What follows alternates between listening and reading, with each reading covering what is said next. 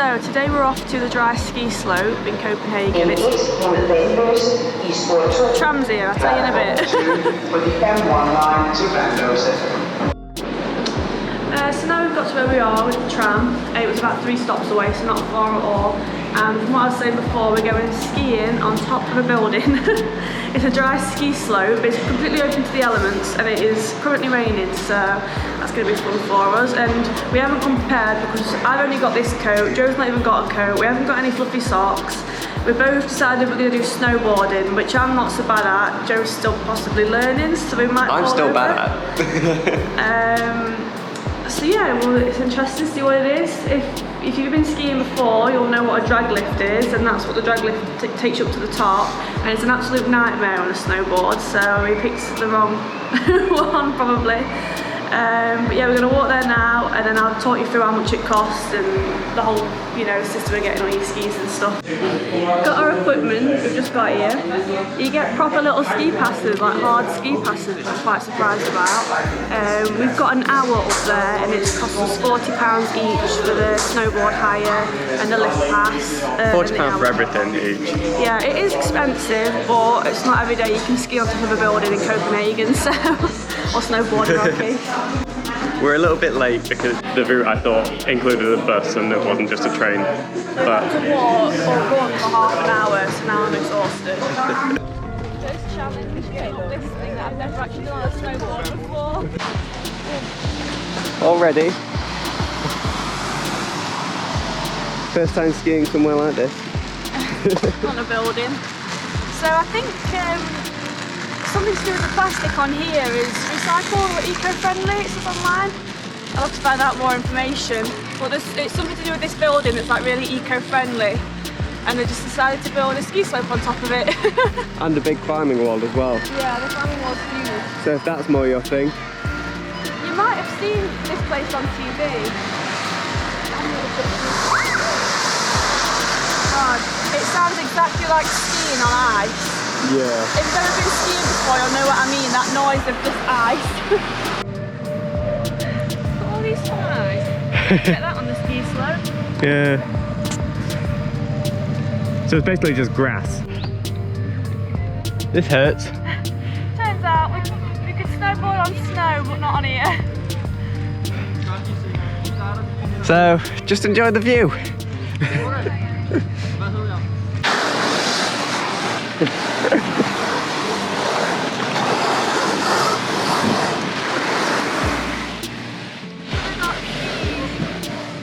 Should have got skis. Can't do it on here. I know.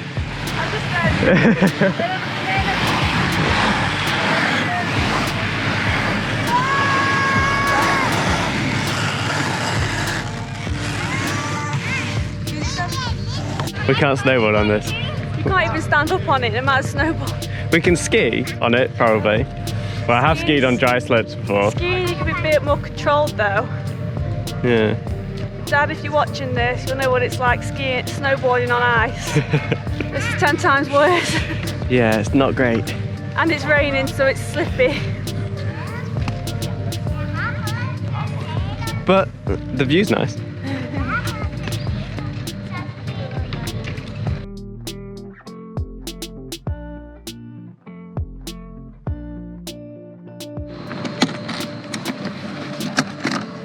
I need to sort my boots out. I've got jeans, and because they're all crumpled up, they're pressing into our feet, so they're cutting our blood circulation off. You didn't take your anklet off? No. We've got a lot of shots from this view. But not any higher. Because we've come about 30 metres. So the view is a bit plain, to be fair. You're making me nervous, get off of there please. Joe stood on this slippy thing, not even in proper shoes, in boarding boots. It's fine. We're not insured to be on here, by the way. To be fair, this is quite a nice walk.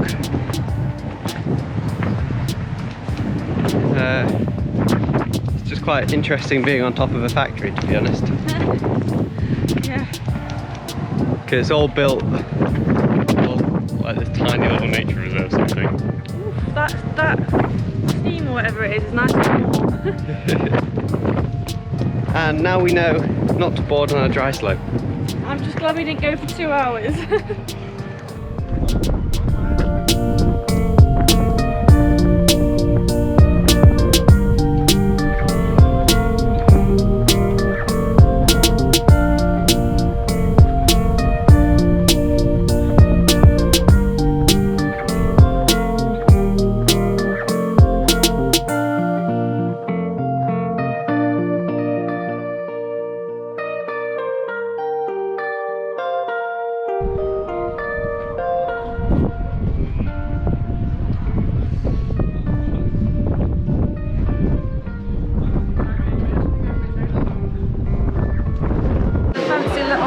Not restaurant, or is it restaurant? Like a bar and snack. It does do snacks and stuff, yeah. It's quite expensive though. A little bit expensive. Yeah.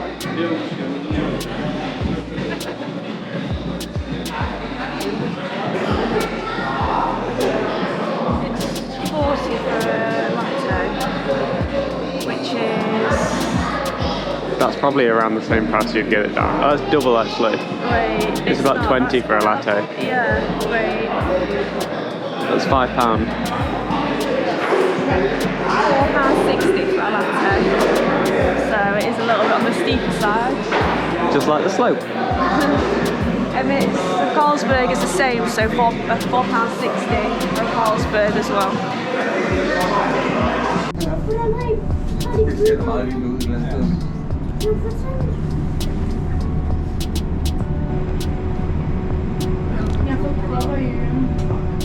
So here's the climbing wall we said about earlier. As you can see, it's absurdly high. Goes all the way to the top of the building. How high is that building, Lauren? It's 400 metres, and the building itself converts waste energy into energy. So that's why it's economical. And it's something to do with what the slope is made from. I don't know if it's recycled plastic.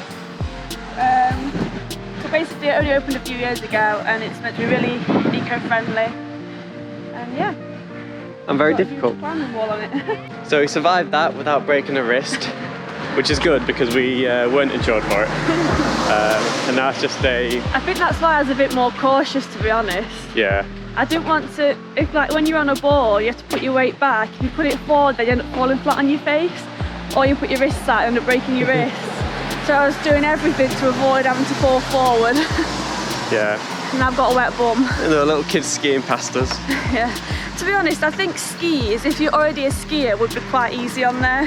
It'd just be like the equivalent of skiing on something that's extremely icy. But for a board, there's just no grip. You cannot get the board. You can't, even on ice, like if you're on a slope, there's still a bit of a grip there. Yeah, I have done dry slopes on a skis before, but never on a board. And there's quite a lot of like jumps and, you know, like there's a lot of equipment in there and it does make it a bit cluttered. And yeah, so you've only got a small bit in the middle to actually go down. So there was a couple of beginner skiers up there, wasn't there? Yeah. They couldn't turn because of how much stuff was everywhere. And she just ended up in the hedge on the side. But I do think if you're a beginner, don't bother.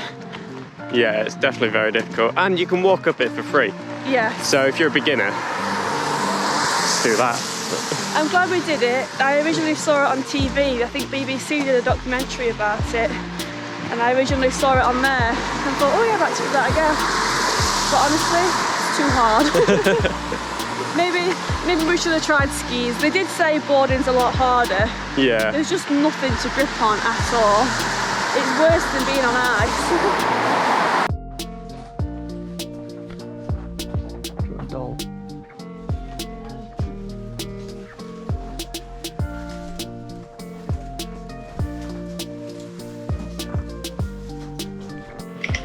So we've got these two little mugs. We've only been away for over 5 weeks and I just decided to buy some mugs because we're sick of fighting over cutlery in hostels.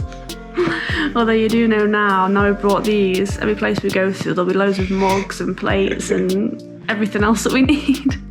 They're only, what's Danish money? DKK? Yeah. I don't know what it stands for though. It's only 5 DKK, which is about 50p. Yeah. About £1 for both of them, so even if it breaks, I'm not going to grumble.